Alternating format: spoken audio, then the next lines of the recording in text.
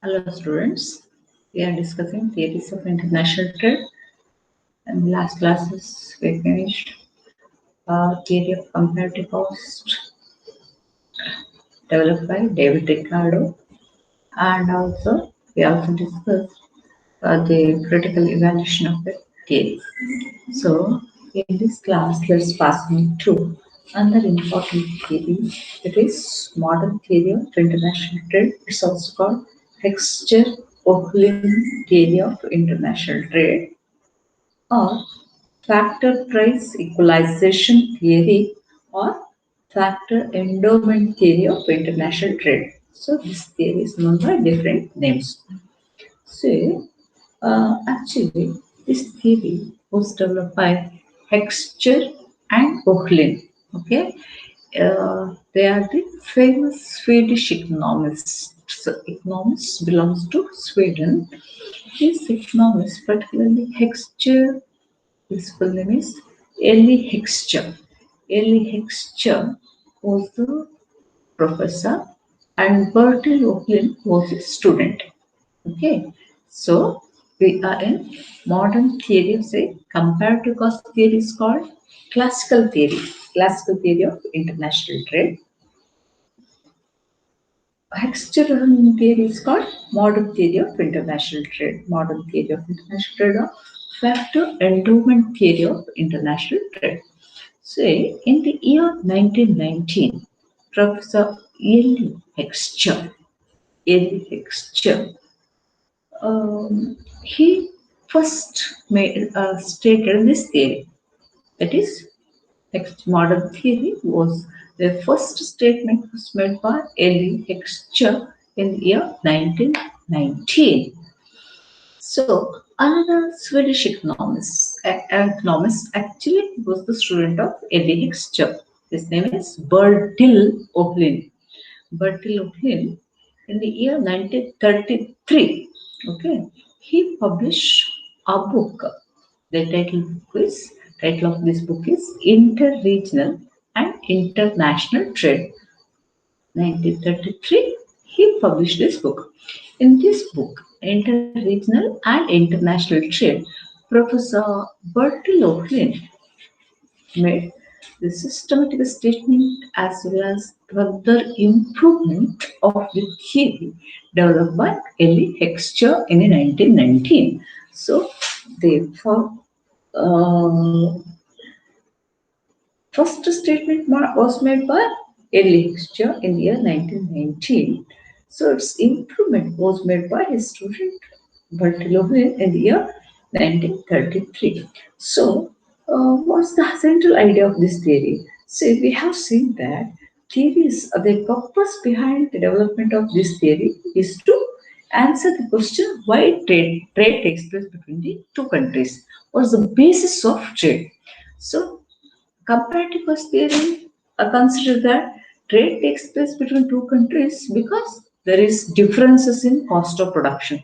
Cost of production is different in different countries, so trade takes place between two countries according to David Ricardo. But this view was not accepted by these Swedish economists. They consider that trade takes place between two countries because prices of goods are different in different countries. ನೋಡಿ, ಒಂದು ದೇಶದಲ್ಲಿ ಸಿಗುವ ವಸ್ತುವಿನ ಬೆಲೆಗೂ ಇನ್ನೊಂದು ದೇಶದಲ್ಲಿ ಸಿಗುವ ವಸ್ತುವಿನ ಬೆಲೆಗೂ ವ್ಯತ್ಯಾಸ ಇದೆ. ಫಾರ್ ಎಕ್ಸಾಂಪಲ್, ನಮ್ಮ ದೇಶದಲ್ಲಿ ಸಿಗುವ ಆಹಾರದ ಬೆಲೆಗೂ ಇಂಗ್ಲೆಂಡಲ್ಲಿ ಸಿಗುವ ಆಹಾರದ ಬೆಲೆಗೂ ವ್ಯತ್ಯಾಸ ಇದೆ. ಗೊತ್ತಾಯ್ತಾ? ವಸ್ತುಗಳು ಸೇಮ್ ಇರ್ಬೋದು, ಅದರ ಬೆಲೆಯಲ್ಲಿ ವ್ಯತ್ಯಾಸ ಇದೆ. ಬೆಲೆಯಲ್ಲಿ ವ್ಯತ್ಯಾಸ ಇರುವುದೇ ಈ ಏನು ಅಂತಾರಾಷ್ಟ್ರೀಯ ವ್ಯಾಪಾರಕ್ಕೆ ಮುಖ್ಯ ಕಾರಣ ಅಂತೇಳಿ ಬರ್ಟಿಲ್ ಓಹ್ಲಿನ್ ಮತ್ತು ಎಲಿ ಹೆಕ್ಸ್ಟರ್ ಹೇಳ್ತಾರೆ. ಸೊ ಯಾವ ರೀತಿ ಬೆಲೆಯಲ್ಲಿ ವ್ಯತ್ಯಾಸ ಪಡ್ತದೆ? So here prices of the products are different. ನಾನು ಈಗಾಗಲೇ ಹೇಳಿದೆನು, ಅಂತಾರಾಷ್ಟ್ರೀಯ ವ್ಯಾಪಾರ ನಡೀಲಿಕ್ಕೆ ಮುಖ್ಯವಾದ ಕಾರಣ ಎಲಿ ಹೆಕ್ಸ್ಟರ್ ಮತ್ತು ಬರ್ಟಿಲ್ ಓಹ್ಲಿನ್ ಪ್ರಕಾರ ಯಾವುದು? ವಸ್ತುಗಳ ಬೆಲೆಯಲ್ಲಿರುವ ವ್ಯತ್ಯಾಸ. ವಸ್ತುಗಳ ಬೆಲೆಯಲ್ಲಿ ವ್ಯತ್ಯಾಸ ಯಾಕೆ ಉಂಟಾಗ್ತದೆ? ಯಾಕಂತ ಹೇಳಿದ್ರೆ ಆ ದೇಶದಲ್ಲಿರುವ ಫ್ಯಾಕ್ಟರ್ ಎಂಡೋಮೆಂಟ್ಸ್ ವ್ಯತ್ಯಾಸ ಇದೆ ಅಂತ ಹೇಳಿದ್ರೆ, ಒಂದೊಂದು ದೇಶದಲ್ಲಿರುವ ನೈಸರ್ಗಿಕ ಸಂಪನ್ಮೂಲ ಆಯಾ ದೇಶದಲ್ಲಿ ನೋಡಿ. ಫಾರ್ ಎಕ್ಸಾಂಪಲ್, ಈಗ ಬ್ರೆಜಿಲ್ ಅಲ್ಲಿ ಹೇರಳವಾಗಿ ಕಾಫಿ ಬೆಳೀತಾರೆ. ಅಲ್ಲಿ ಕಾಫಿ ಬೆಳಿಲಿಕ್ಕೆ ಹೇಗೆ ಸಾಧ್ಯ ಆಗ್ತದೆ? ಅಲ್ಲಿರುವ ನೈಸರ್ಗಿಕ ಸಂಪನ್ಮೂಲ ಅದಕ್ಕೆ ಅನುಕೂಲಕರವಾಗಿದೆ. ಆಯ್ತಾ? ಅಲ್ಲಿಯ ಮಣ್ಣಿರ್ಬೋದು ಅಥವಾ ಹವಾಮಾನ ಇರ್ಬೋದು, ಕಾಫಿ ಹೆಚ್ಚಿನ ಪ್ರಮಾಣದಲ್ಲಿ ಬೆಳಿಲಿಕ್ಕೆ ಆ ದೇಶಕ್ಕೆ ಸಾಧ್ಯವಾಗ್ತದೆ. ಅದಕ್ಕೆ ಫ್ಯಾಕ್ಟರ್ ಎಂಡೋಮೆಂಟ್ಸ್, ಆ ವಸ್ತುವಿನ ಬೆಳೆಯಲಿಕ್ಕೆ ಆ ವಸ್ತುವನ್ನು ಹೆಚ್ಚಿನ ಪ್ರಮಾಣದಲ್ಲಿ ಪ್ರೊಡ್ಯೂಸ್ ಮಾಡ್ಲಿಕ್ಕೆ ಅನುಕೂಲಕರವಾಗಿದೆ. ಆದ್ರಿಂದ ಕಡಿಮೆ ಖರ್ಚು ವೆಚ್ಚದಲ್ಲಿ ಉತ್ತಮ ಗುಣಮಟ್ಟದ ಕಾಫಿಯನ್ನು ಅಂತಾರಾಷ್ಟ್ರೀಯ ಮಾರುಕಟ್ಟೆಗೆ ಸರಬರಾಜು ಮಾಡ್ಲಿಕ್ಕೆ ಅದಕ್ಕೆ ಬ್ರೆಜಿಲ್ಗೆ ಸಾಧ್ಯವಾಗ್ತದೆ. ಇದರಿಂದ ನಾವು ಏನ್ ಹೇಳ್ಬೋದು ಅಂತ ಹೇಳಿದ್ರೆ, ಎಕ್ಸ್ಟರ್ನಲ್ ಥಿಯರಿಯ ಪ್ರಕಾರ ಪ್ರತಿಯೊಂದು ದೇಶದಲ್ಲಿ ಎರಡು ದೇಶಗಳ ನಡುವೆ ಅಂತಾರಾಷ್ಟ್ರೀಯ ವ್ಯಾಪಾರ ನಡೆಯಲಿಕ್ಕೆ ಮುಖ್ಯವಾದ ಕಾರಣ ಯಾವುದು? ವಸ್ತುಗಳ ಬೆಲೆಯಲ್ಲಿ ಕಂಡು ಬರುವ ವ್ಯತ್ಯಾಸ. ವಸ್ತುಗಳ ಬೆಲೆಯಲ್ಲಿ ವ್ಯತ್ಯಾಸ ಕಂಡು ಬರ್ಲಿಕ್ಕೆ ಮುಖ್ಯವಾದ ಕಾರಣ ಆ ದೇಶದಲ್ಲಿರುವ ನೈಸರ್ಗಿಕ ಸಂಪನ್ಮೂಲಗಳು ಯಥೇಚ್ಛವಾಗಿ ದೊರೆಯುವುದು. ಸೊ ನೈಸರ್ಗಿಕ ಸಂಪನ್ಮೂಲ ಯಥೇಚ್ಛವಾಗಿ ದೊರೆಯುವಾಗ ಆ ವಸ್ತುವನ್ನು ಅತ್ಯಂತ ಕಡಿಮೆ ಬೆಲೆಯಲ್ಲಿ ಹೆಚ್ಚಿನ ಪ್ರಮಾಣದಲ್ಲಿ ಉತ್ಪಾದಿಸಲಿಕ್ಕೆ ಸಾಧ್ಯವಾಗ್ತದೆ. ಇದರಿಂದಾಗಿ ವಸ್ತುವಿನ ಬೆಲೆಯಲ್ಲಿ ವ್ಯತ್ಯಾಸ ಆಗ್ತದೆ. ಸೊ ಅಂತಾರಾಷ್ಟ್ರೀಯ ವ್ಯಾಪಾರ ನಡೆಯಲಿಕ್ಕೆ ಸಾಧ್ಯವಾಗಿದೆ ಅಂತೇಳಿ ಈಗ ಮಾಡರ್ನ್ ಎಕನಾಮಿಸ್ಟ್ ಬರ್ಟಿಲೋಗ್ಲಿ ಹೇಳ್ತಾರೆ. So we can say this model, actually modern theory or Hexter-Ohlin theory, it's also called factor endowment theory. See, prevailing factor endowments are different in different countries. ಪ್ರತಿಯೊಂದು ದೇಶದಲ್ಲಿ ಲಭ್ಯವಿರುವ ಈ ನೈಸರ್ಗಿಕ ಸಂಪನ್ಮೂಲಗಳು ಅದರಲ್ಲಿ ವ್ಯತ್ಯಾಸವಾಗಿದೆ, ಗಣನೀಯವಾದ ವ್ಯತ್ಯಾಸವನ್ನು ನಾವು ಕಾಣ್ತೇವೆ. ಅದರಿಂದಾಗಿ ಏನಾಗ್ತದೆ, ಎರಡು ದೇಶಗಳಲ್ಲಿ ವಸ್ತುಗಳ ಬೆಲೆಯಲ್ಲಿ ವ್ಯತ್ಯಾಸ ಉಂಟಾಗ್ತದೆ, ವ್ಯಾಪಾರ ವಾಣಿಜ್ಯ ಚಟುವಟಿಕೆಗಳು ನಡೀಲಿಕ್ಕೆ ಸಾಧ್ಯ ಇದೆ ಅಂತೇಳಿ ಅದು ಮಾಡರ್ನ್ ಎಕನಾಮಿಸ್ಟ್ ಹೇಳ್ತಾರೆ. ಸೊ ಇಲ್ಲಿ ನಾವು ಗಮನಿಸಬೇಕಾದಂತ ಹೇಳಿದ್ರೆ, in Ricardo's theory, it is two countries, two commodities model. ನಾವು ನೋಡಿದ್ದೇವೆ ಪ್ರೊಫೆಸರ್ ಡೇವಿಡ್ ರಿಕಾರ್ಡೋ ಅವರ ಕಂಪ್ಯಾರಿಟಿವ್ ಕಾಸ್ಟ್ ಥಿಯರಿಯಲ್ಲಿ he considered two countries, Portugal and England, two commodities, ಯಾವುದೆಲ್ಲ? Wine and cloth. So it's called two countries, two commodities model. But this theory, modern theory, used to consider two countries, two commodities and two factors model. Two countries, they carry on trade takes place between two countries. Two commodities, okay? When trade takes place between two countries, two commodities were traded each other, and also it's called two factors model. Two factors model in the sense that two factors of production. This theory, modern theory, take into consideration factors like labor and capital. Say we have seen earlier in Ricardo's theory, two factors. There are only one factor. Which factor? Labor. Labor is the only factor of production which were used in the production process according to David Ricardo. So labor is, so we have seen cost of production is measured in terms of amounts of labor used in the production. But the modern theory considers there are two factors. It is labor and capital are the two factors used in the production process according to modern economists Bertil and Ohlin. So here we can say this is two factors, two commodities, and also two countries model, we can say. So this theory, what's the central idea of this theory? The central idea of gist of theory, we can say, one country is rich in labor, according to say central idea. Some countries are rich in capital, okay? Some other countries are rich in labor. So when the countries which is rich in labor can produce and export labor-intensive goods, okay? The countries which are rich in capital, they produce and export capital-intensive goods.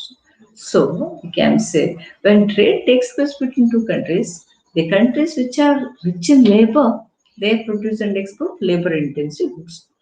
Which the countries which are richer in capital produce and export capital-intensive goods. So trade takes place between two countries according to modern economists. Central idea ಕೆಲವು ದೇಶದಲ್ಲಿ labour ಒಂದು ದೇಶದಲ್ಲಿ labour ಯಥೇಚ್ಛವಾಗಿ ದೊರೆಯಬಹುದು, ಅರ್ಥಾಯ್ತಾ? ಇನ್ನೊಂದು ದೇಶದಲ್ಲಿ ಬಂಡವಾಳ ಯಥೇಚ್ಛವಾಗಿ ದೊರೆಯಬಹುದು. So labour ಹೆಚ್ಚಾಗಿ ದೊರೆಯುವ ದೇಶದಲ್ಲಿ ಲೇಬರ್ ಇಂಟೆನ್ಸಿವ್ ಕಮಾಡಿಟೀಸ್ ಅಂದ್ರೆ ಲೇಬರ್ ಅನ್ನು ಹೆಚ್ಚಿನ ಪ್ರಮಾಣದಲ್ಲಿ, ಕಾರ್ಮಿಕರ ಉಪಯೋಗ ಹೆಚ್ಚು, ಯಂತ್ರೋಪಕರಣಗಳ ಉಪಯೋಗ ಕಡಿಮೆ. ಅದರಿಂದ ಲೇಬರ್ ಇಂಟೆನ್ಸಿವ್ ಗೂಡ್ಸ್ ಅಂತ ಹೇಳ್ತಾರೆ. ಕ್ಯಾಪಿಟಲ್ ಇಂಟೆನ್ಸಿವ್ ಗೂಡ್ಸ್ ಅಂತ ಹೇಳಿದ್ರೆ ಕ್ಯಾಪಿಟಲ್ನ ಉಪಯೋಗ ಹೆಚ್ಚು, ಬಂಡವಾಳ ಹೆಚ್ಚು ಉಪಯೋಗಿಸೋದು. ಪ್ಲಾಂಟ್ಸ್, ಮೆಷಿನರೀಸ್, ಎಕ್ವಿಪ್ಮೆಂಟ್ಸ್ ಇವುಗಳನ್ನೆಲ್ಲ, ಟೂಲ್ಸ್, ಇಂಪ್ಲಿಮೆಂಟ್ಸ್ ಇವುಗಳನ್ನೆಲ್ಲ ಹೆಚ್ಚಾಗಿ ಉಪಯೋಗಿಸ್ಕೊಂಡು ಉತ್ಪಾದನೆ ಮಾಡಿದ್ರೆ ಕ್ಯಾಪಿಟಲ್ ಇಂಟೆನ್ಸಿವ್ ಗೂಡ್ಸ್ ಅಂತ ಹೇಳಿ ಕರೀತೇವೆ. ಸೊ ಯಾವ ದೇಶದಲ್ಲಿ ಲೇಬರ್ ಇಂಟೆನ್ಸಿವ್ ಆಗಿದೆಯೋ, ಹೆಚ್ಚಿನ ಪ್ರಮಾಣದಲ್ಲಿ ಲೇಬರ್ ಇದೆಯೋ, ಉಪಯೋಗಿಸ್ಕೊಂಡು ಉತ್ಪಾದನೆ ಮಾಡ್ತದೆ, ನಾವು ಆ ದೇಶ ಹೆಚ್ಚಿನ ಪ್ರಮಾಣದಲ್ಲಿ ಆ ವಸ್ತುವನ್ನು ಉತ್ಪಾದಿಸಿ ಕ್ಯಾಪಿಟಲ್ ಇಂಟೆನ್ಸಿವ್ ಕಂಟ್ರಿಗೆ ಎಕ್ಸ್ಪೋರ್ಟ್ ಮಾಡ್ಬೋದು. So trade takes place between two countries according to modern economist Professor Bertil and Eli Hixcher and Bertil. So again, this theory is also based on various assumptions. We can quote, say, the assumptions we can say. Hixcher-Ohlin theory is two components, well, parts. Actually, before understanding that, what are the assumptions on which this theory is built? So, Hextall theory is based on various assumptions. Assumptions, the assumptions. See, here, just now I told you this concept of this theory is two countries, two commodities, and two factors of production were considered, and there is constant returns to scale. Say, I told you in your earlier classes, there is a three laws governing production: law of increasing returns, diminishing costs. In the first stage, there are law of increasing returns. As more and more labor and capital applied on same plant and machineries, what happens? Total output goes on increasing returns, diminishing cost goes on diminishing, returns increases in the first stage. In the second stage, there is constant cost, constant returns. Okay. In the third stage, say cost goes on increasing, returns goes on diminishing. Law of diminishing returns or increasing cost. ಏನಾಗ್ತದೆ? Returns ಬರೋದು ಕಡಿಮೆ ಆಗ್ತಾ ಹೋಗ್ತದೆ, cost ಹೆಚ್ಚಾಗ್ತಾ ಹೋಗ್ತದೆ. ಅದನ್ನ third stage law of diminishing returns, increasing cost ಅಂತ ಕರಿತೇವೆ. So here David Ricardo consider law of constant returns.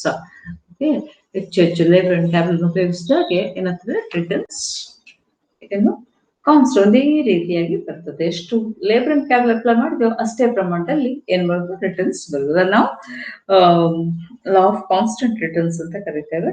And also techniques of production used in the country that remains unchanged. And taste and preference, demand pattern, there are no changes in such factors, taste and preference of the people. And existence of perfect competition. You see, perfect competition, having buyers and sellers are perfectly aware of market conditions. This is also assumed. And perfect mobility of factors within the country. See, labor and capital can freely mobile within the country, but imperfectly mobile within the country. So there is a free trade between two countries. There are no restrictions, absence of restrictions on trade is called free trade. So there is existence of free trade between the countries. There is full employment of resources, full employment resources, as well as full employment of labor force. Labor and capital are fully employed within the country. So all these are the various assumptions on which this theory, that is factor endowment theory or factor price equalization theory, is based. Right? So we discussed the central idea. We discussed the different assumptions on which this theory is based. In the next class, let us discuss the